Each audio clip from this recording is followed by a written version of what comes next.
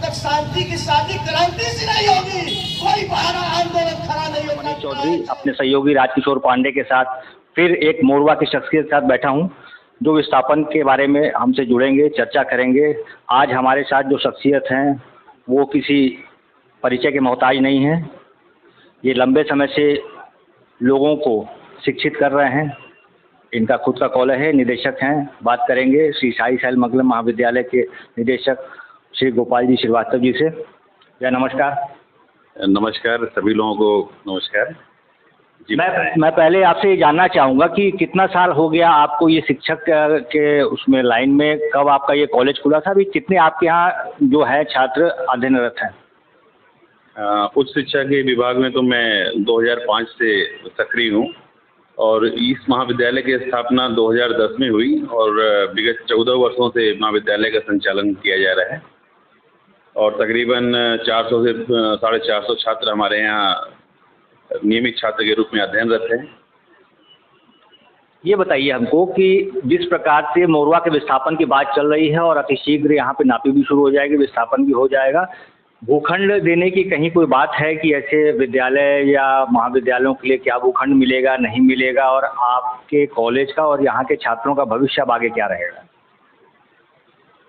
अभी जैसा कि सिंगरौली का विस्थापन होना है, इसमें जो यहाँ की कंपनी है एनसीएल, जो कोल बियरिंग एक्ट के तहत यहाँ की पूरी जो ज़मीन है उसको ऑक्यूपाई कर रही है।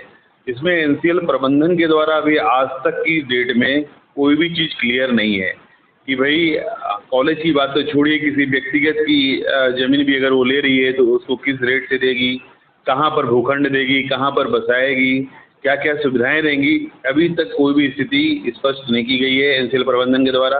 और नापी की प्रक्रिया भी ये लोग प्रारंभ करना चाह रहे हैं, तो ये न्याय संगत नहीं है, क्योंकि नापी की प्रक्रिया भी अगर ये प्रारंभ होती है और उसमें हम लोग प्रारूप में अगर यहाँ के लोग लिखते हैं कि मैं इस उपरोक्त नापी से संतुष्ट हूँ, तो वो फिर कहीं के नहीं रहेंगे। उसके बाद क्या है कि एनसीएल प्रबंधन जो भी आपकी नापी हुई है उसके द्वारा जो भी राशि है या तो आपके खाते में, अगर आप स्वीकार नहीं करते हैं तो ट्रिब्यूनल के खाते में डाल देगी।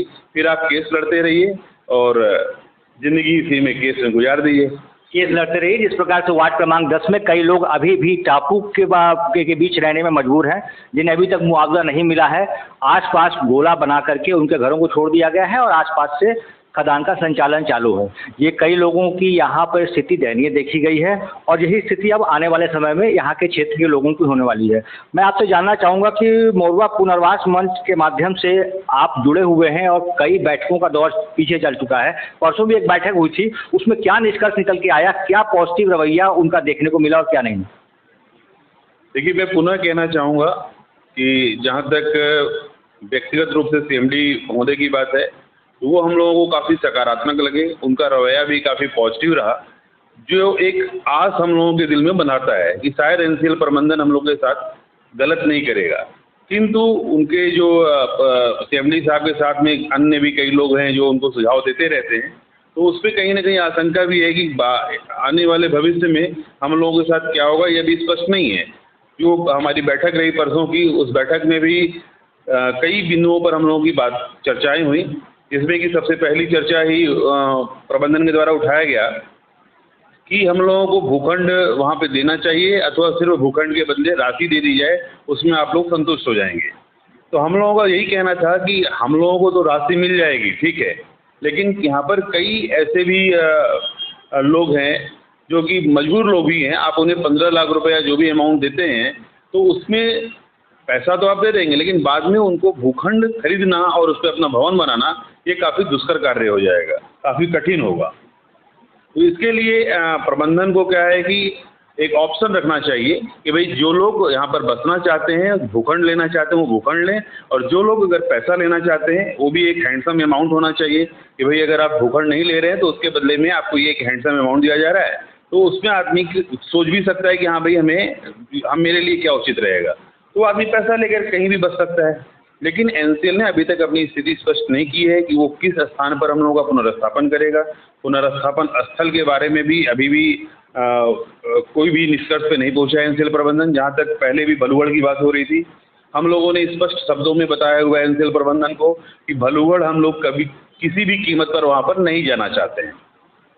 कलेक्टर महोदय के सामने भी चर्चा हुई थी, वहाँ पर भी हम लोगों ने स्पष्ट रूप में कहा था, कलेक्टर महोदय और सभी दोनों मंच के लोग भी वहाँ पर थे, कि हम लोग भलुगढ़ इसी शर्त पर जाएंगे कि अगर एनसीएल अपना मुख्यालय वहाँ बनाता है और एनसीएल की पूरी टाउनशिप वहाँ पर स्थापित होती है, तो एनसीएल हम लोगों के लिए भले कुछ ना करे, लेकिन अपने टाउनशिप के लिए, अपने लोगों के लिए अवश्य कुछ करेगा।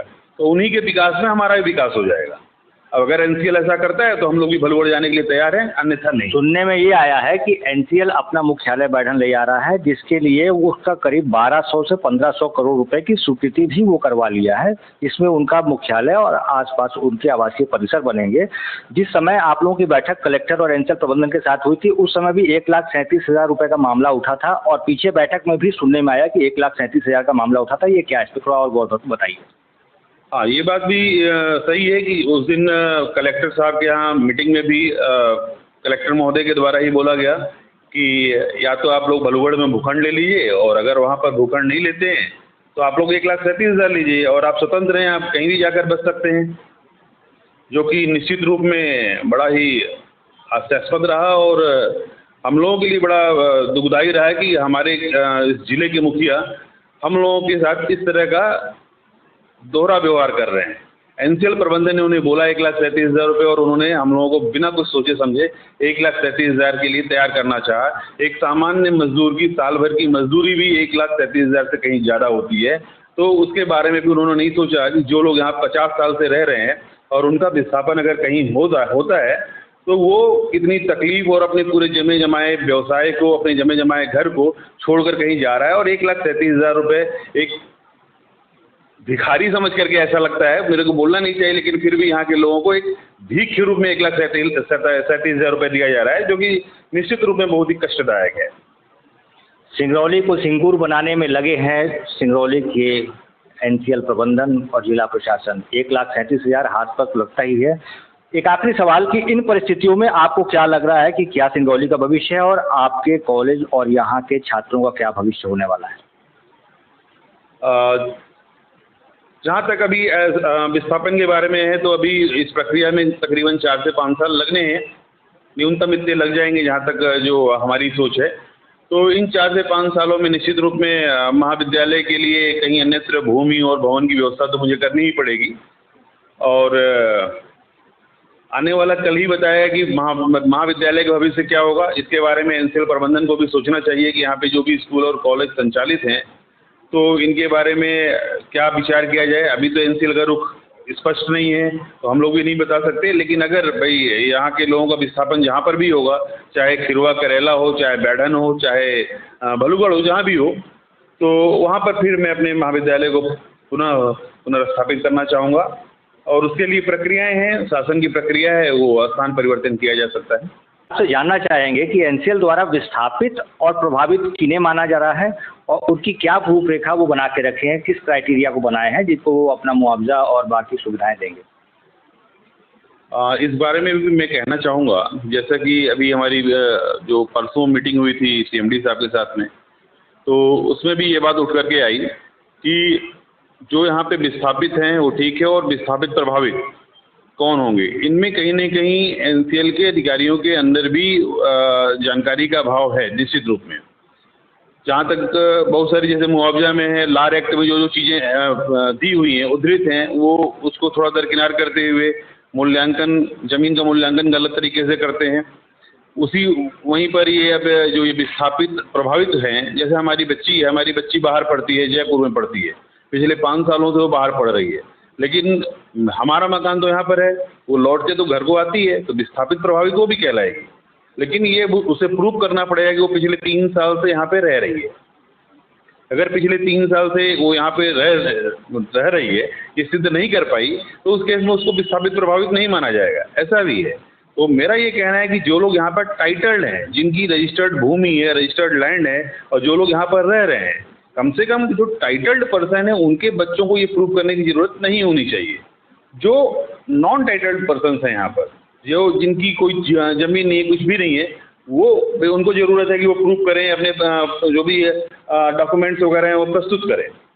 लेकिन जो लोग यहाँ पर रह रहे हैं 40-50 साल से यहाँ पे रह रहे हैं और उनको अब ये प्रूव करना पड़े, उनके बच्चे निश्चित रूप में, बहुत सारे लोग हैं जिनके बच्चे बाहर में नौकरी कर रहे हैं, बाहर पढ़ रहे हैं, कई सालों से रह रहे हैं, लेकिन वो छुट्टियों में लौट के तो घर को आते हैं, उनका घर यहाँ पर टूटेगा तो निश्चित रूप में वो भी प्रभावित कहलाएंगे। लेकिन इस पर भी एनसीएल का रुख अभी स्पष्ट नहीं है कि वो उन बच्चों को जो 3 साल से बाहर, 3 साल या 3 साल से ज़्यादा बाहर रह रहे हैं, वो उनको विस्थापित प्रभावित मानेगा या नहीं मानेगा। उनको भी जो 15 लाख रुपए के लिए इंटाइटल्ड हैं 18 साल से ऊपर के बच्चे, उनको वो लाभ मिलेगा या नहीं मिलेगा, इस पर भी अभी शंका है और ये इस पर एनसीएल अपना रुख जो है स्पष्ट नहीं कर रहा है। बड़ी विडम्बना है कि यहाँ के लोगों को खुद ये चीज़ साबित करना पड़ रहा है, उनका आधार कार्ड यहीं का, उनका निवास यहीं का, उनका पैन कार्ड यहीं का, उनके बिजली बिल यहीं का, मगर उन्हें प्रूव करना पड़ रहा है कि अब हम यहाँ रहते हैं या नहीं रहते हैं, भले किसी कारणवश बाहर रह रहे हों, मगर हैं तो यहीं के निवासी और यहीं पे निवास करते हैं। दूसरा सवाल ये पूछना चाहूँगा कि आपके संगठन के कुछ लोग कल टिस के लोगों से बैठक करने के लिए गए थे, आप खुद वहाँ मौजूद थे कि नहीं?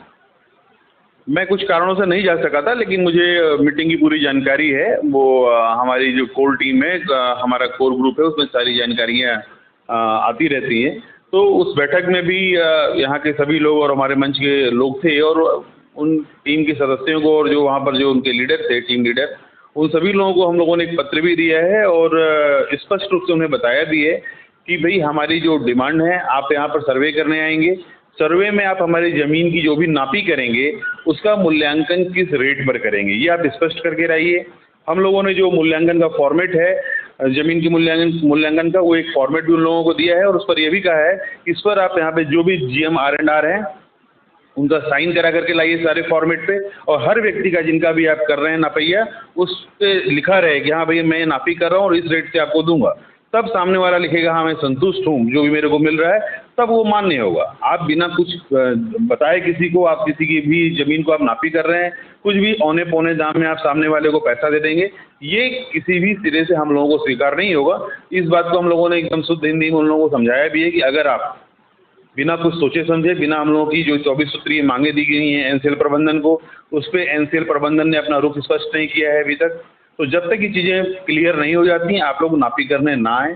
अगर आप आते हैं क्षेत्र में तो भाई उसमें हम लोग असहयोग ही करेंगे, सहयोग हम लोगों का नहीं हो पाएगा। नापी को लेकर बड़ा सवाल, क्योंकि अमूमन देखा गया है कि सिंगरौली जिले का एक इतिहास रहा है, जहाँ जहाँ विस्थापन या जहाँ जहाँ कोई भी कोयला धारक कंपनी या कोई बड़ी इंडस्ट्री आती है तो वहाँ पे कुछ मुआवजा गैंग कह लीजिए से वो हावी हो जाते हैं, वहाँ ज़मीनें लेकर के या दूसरी ज़मीनों को अपना स्टाम्प पेपर पे नौकरी करवा करके वहाँ मकान बनाने में लग जाते हैं, भवन बनाने में लग जाते हैं। उनका मेन और मुख्य उद्देश्य ये होता है कि जितनी जल्दी उन्हें नापी करके उनको मुआवजा मिल जाए। ऐसे में दिक्कतें तो आएंगी ही। आपके हिसाब से क्या लगता है कि ये कहाँ तक न्याय संगत है? इस पर तो देखिए मैं ज़्यादा कुछ नहीं कह पाऊँगा, क्योंकि जैसे कुछ लोगों ने अगर इसको अपना व्यवसाय बनाया हुआ है कि भाई जहाँ पर भी विकास की बात होगी, इस तरह की चीज़ें होंगी या विस्थापन होने वाला हो, वहाँ पर आप जाएं और अपनी भूमि बनाएं, तो व्यवसाय में तो रिस्क रहता ही है, आप ये भली बात ही जानते हैं। तो रिस्क फैक्टर भी उनको फेस करना ही पड़ेगा। हम लोगों के लिए तो ये व्यवसाय नहीं है। हम लोग जो है 1981 से यहाँ पे रह रहे हैं और तकरीबन 43 साल होने को आए, तो ये एक हम लोगों के लिए तो एक दर्द वाली बात है। हमारा और यहाँ के लोगों का जो आपसी संबंध है, आपसी सामंजस्य है, ये टूट रहा है, आपसी ताना बाना टूट रहा है। हमारे लिए व्यवसाय किसी भी कीमत पर नहीं हो सकता है। एनसीएल विस्थापन, चूँकि ब्लास्टिंग यहाँ पे एनसीएल काफ़ी ज़्यादा कर रहा है, रहने की स्थिति नहीं है, इसलिए हम लोग यहाँ जाना चाहते हैं। अन्यथा अगर इस तरह की चीज़ें ना हो तो हम लोग आज भी सिंगरौली छोड़कर नहीं जाना चाहेंगे। अगर ये ब्लास्टिंग और ये सारी चीज़ें रुक जाएं या प्रदूषण रुक जाए तो हम लोगों को सिंगरौली अभी भी बहुत प्यारा है और हम लोग हम लोगों को ये पैसे से बहुत ज़्यादा लेना देना नहीं है। चूँकि अब एनसीएल ले रहा है, हम लोग भी सरकार के साथ कंधे से कंधा मिला के चलना चाहते हैं। तो जो भी विस्थापन हो, उचित जगह हो, अच्छी जगह हो और सभी लोगों का हमारा आपसी ताना बाना बना रहे, ये हम लोगों का पूरा प्रयास रहेगा। चलिए, 4 दशक से ऊपर हम लोग सिंगरौली में निवास कर रहे हैं, हम लोग हैं विस्थापित और हमारे से जुड़े लोग होंगे प्रभावित। हम लोग यहाँ से हटना नहीं चाहते हैं। सिंगरौली का बहुत अच्छा सौहार्द रहा है, इस पूरे ज़िले में सबसे अच्छा सौहार्द सिंह मोरवा का माना जाता है, परंतु देश के विकास के लिए हमें विस्थापन होना पड़ेगा, मगर कुछ शर्तें हमारी भी हैं, हमें वो लाभ मिले। हमारे साथ बात करने के बहुत बहुत धन्यवाद गोपाल भैया, और फिर आगे हम और लोगों से जुड़ेंगे और जानेंगे विस्थापन का हाल।